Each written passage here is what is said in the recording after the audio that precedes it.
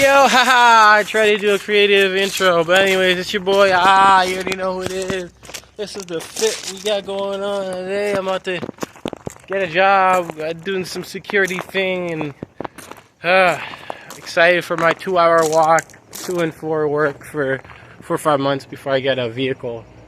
But growing pains, life. But I don't know. Well, and the positive thing of like walking, of me about to walk that much, is like I'm gonna be able to like lock in on whatever I'm listening to, so I can do like more learning, which I'm not gonna do. I maxed out my learning. I used to like learn so much. I would strategically pick my jobs so I could keep learning and listening to audiobooks about like Civics 101 or this School of Greatness podcast with Lewis Holmes. I listened to like hours and hours and kind of rev me up to like just really increase my knowledge and learning. But also I watch like crash course on YouTube, just these different videos of mechanical things, engineering, science, all this stuff. I just constantly just kept wired in and just kept plugging in and trying to learn it to just really just grow my knowledge and become a better like life coach and just become like learn as much as I can as fast as I can. That was like my motto, and I did that for about 3 to 4 years. But like if you want to like concentrate it to like 2.5 years of just, I'm taking my shoes off because obviously why would you wear shoes in the park? Hello. But anyways, and this is like a may or may not be a pavilion area. So anyways, there's this lady in this truck who's kind of attractive, but she's kind of older. But I mean, I gotta give respect to that. Anyways, what was I saying? Yeah. Anyways, so I just did a lot of learning, a ton of learning. Man, look at the sky. Oh my, I'm gorgeous. I hope I don't break my lens. But oh my, that sky. Whoo! Wow. Orgasm. But anyways, that's your boy. You already know who it is. Haha. Anyways, what was I doing? I was doing Juno. Yeah, I'm reviewing Juno. But anyways, yeah. So just I got tired of learning all this stuff because oh man, this is so much. And I like listen to audiobooks and like I'm like cleaning this person's house for mold remediation for 8 hours. I'm listening to this podcast. I'm on this roof, I'm listening to the podcast about civics and government and all this things like that. And this podcast called Overdue. It's a HeadGum network. And these two guys just review like all these like famous or historical content and books. One's like a playwright, one's a theater director, and the other one's just a tech reviewer. But I think they're just full-time podcasters now. But anyways, yeah. So it's just like so fun, learning all these different things, and you just get like you get a high. It's like not like drugs, but it is a little bit of that drug feeling where you get to learn all these different things and you get to communicate with all these human beings and really test your knowledge in all these different fields. And I'm able to hold conversations in this field, and I could talk to anyone, and I really grew and became like OP, super OP, best life coach in the world status by really just listening to my older people when I was younger, and applying a lot of good knowledge and just have a good mentor and support and just really be patient and observant and just make the least worst decisions, not necessarily the best decisions. Follow my gut, follow my heart, and just never giving up, never surrendering, and always having a goal, which is always a woman, and it's always a woman because I'm codependent. Yeah, I don't know. It's just kind of an origin story of like how I became like really life coachy and did all my stuff. But also, Juno is one of the greatest movies of all time. Again, I have to put it in my top 20 or like it's a crime. Really, I should put it in my top 10. But me personally, I don't know. There's a lot of other movies where I fancy a little bit more. Not that this movie's caliber is not off the charts, but I would say this movie's caliber is off the charts. And it is bonkers for many different reasons. One being Elliot Page. Again, I got it. Elliot Page is attractive. Hello. Her face is just very beautiful. But she just has so much. Her face is just very textured, layered. And you can tell she's just an interesting person. All right, so I just got Elliot Page. She bad. I mean, she's technically a dude now, and she's married to like some ballet lady. Okay, so respect to them. I hope they're doing well. But I'm just saying, Elliot Page is fine as duff. Michael Cera he's an A-lister. He's just a quiet A-lister. He's not like hey, but he's an A-lister. He's an A-lister on the low. Jennifer Gardner and Jason Bateman, again, just good people.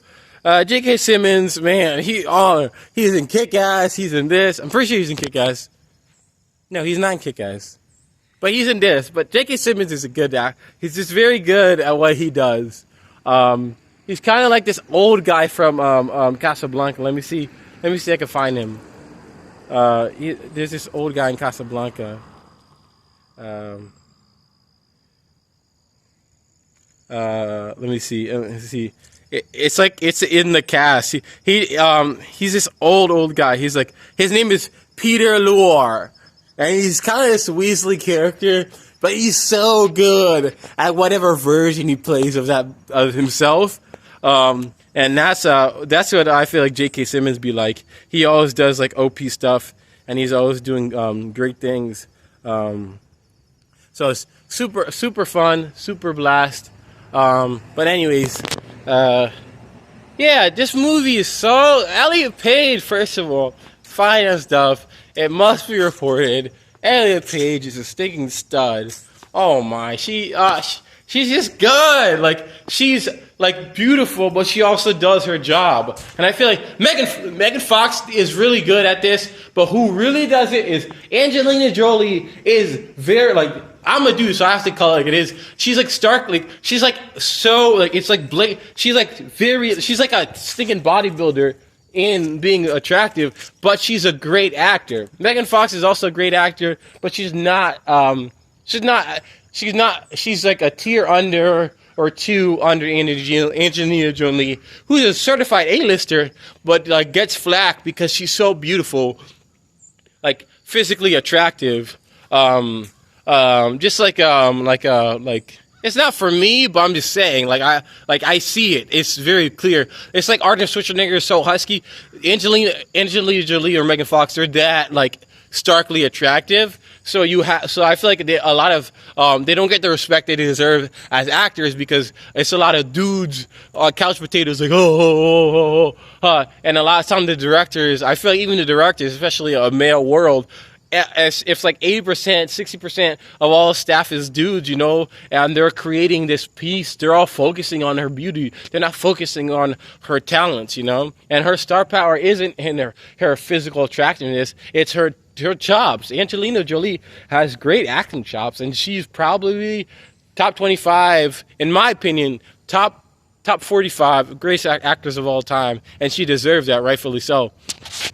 But anyways, yeah, and it might just be me, obviously using the eye of the beholder.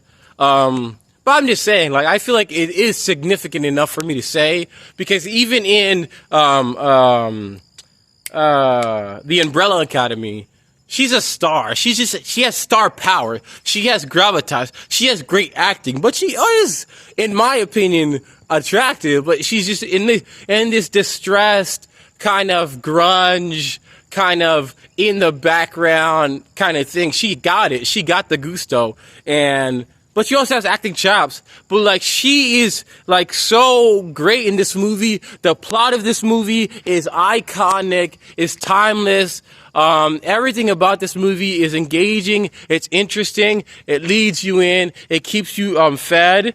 And yeah, Junior. Like, honestly, I don't even want to spoil it in my review, because you should just go watch this movie. But it's really just very unique, very different, like entirely of its own coming of age movie about this girl who has a child, and it's just like whether she keeps the child or not, and just the whole story about it, whether she gets abortion or not. So they're tackling subjects that are not like PC, that are not like on the table, but she doesn't care, you know. This movie breaks the boundaries of what's out there, and I think Sienna did a good job of himself, just being such a good, quirky, weird character. This movie is so so beloved by me, and just it's just like it's not even just a cult classic. It's just that great. It's just that good of a heart warmer and interesting, and just it's so unique and it's so well done. There's nothing like Juno.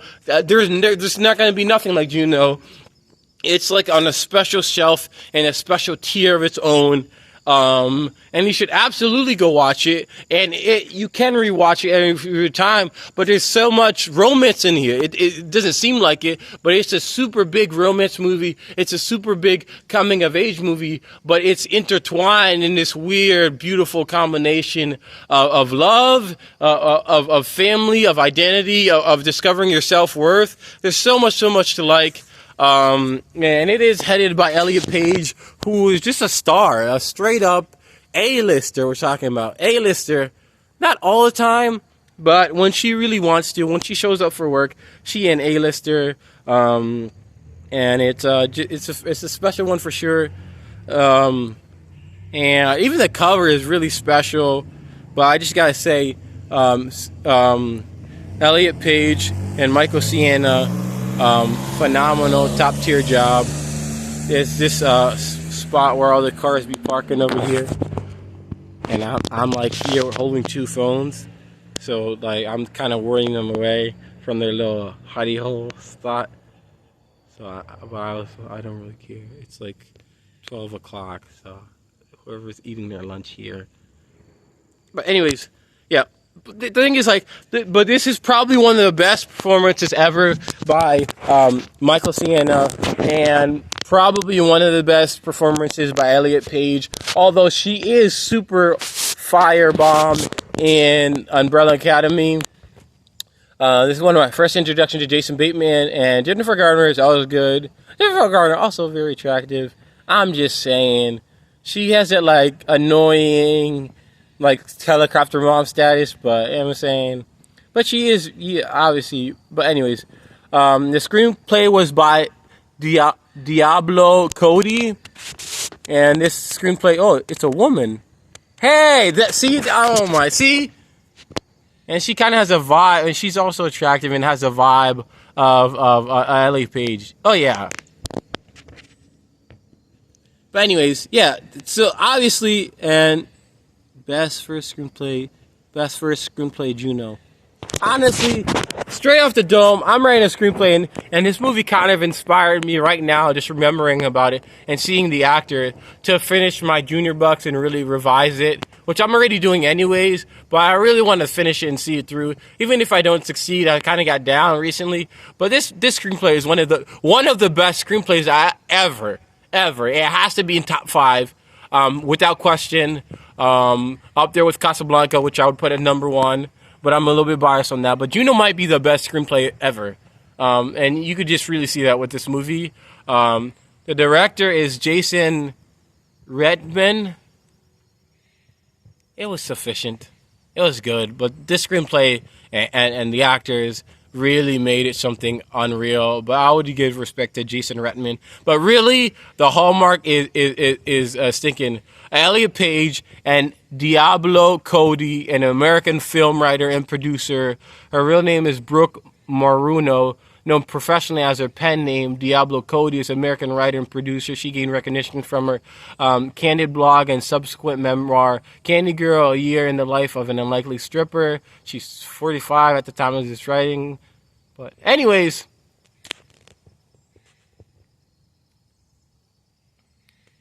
stinking Diablo Cody, all-time masterful job. One of the greatest screenplays I've ever seen or written, because that's how I consume screenplays now, as just like a writer, and just as a fan of movies. I just listen to the movie without watching it, and that's how I read the screenplay. You know what I'm saying? And that's why I think I got like a little bit of credit on this submission for this contest. There's a lot of things I need to work on, but there are a lot of basic fundamental things. But they said my dialogue was like a 4 out of 5, which I assume it was 4 out of 5. She just said 4. But that's why my dialogue is good, because I just listen to people. I love humanity, you know. And I remember I was talking with this lady, not to make it all on me, but I was talking with this lady at this bus station, And I was like, and I was telling her right here, I'm like, yeah, you're probably gonna end up in one of my stories because it was she's an interesting person. It was an interesting conversation. I think her name was Elizabeth or Kathy or Catherine. Her name was Catherine in Carolina or North Carolina or yeah. But anyways, it was just so interesting, and I was like, yeah, you. And she was talking about how like she was a writer for years, and not like she reviewed like legal documents, and she was very nice, very top of the bar. But one of the things that we were talking about, where it was like kind of a joke, where it was like, oh yeah, I was like, yeah, so yeah, you'll probably end up in one of my stories, in one of my screenplays, or one of my stories one day. But you might be a 6'8" dude named Rick. You know, it's like you just never know. But I just love translating or really like archiving the present and the history of the all the amazing interactions and just life that's out there that I get to witness and me be a part of by just going outside, talking to people, enjoying humanity, just not politics, but just enjoying history, enjoying the present, enjoying whatever holds in the future, and just really immersing myself in humanity and reaping the rewards of life, and just focusing on the positive things, and stealing and taking and earning the enjoyment of the breath of every day. And I'm a follower of Christ. God loves, and that's when the person whom I love, obviously, to death, Gamorgeous. But yeah, just life is swell. Take it easy. Juno is one of the best screenplays I've ever read or just enjoyed. And Elliot Page, Michael Sienna really carry this movie into a tier and a category of its own. Obviously, you don't even buy this movie. It's an insta buy. You buy it on DVD. Maybe you buy 2 or 3. You put it on the shelf, and and you just watch that thing till it like burns out. This movie, phenomenal, absolutely top tier. A very joy to watch, and I give it high marks. Hey!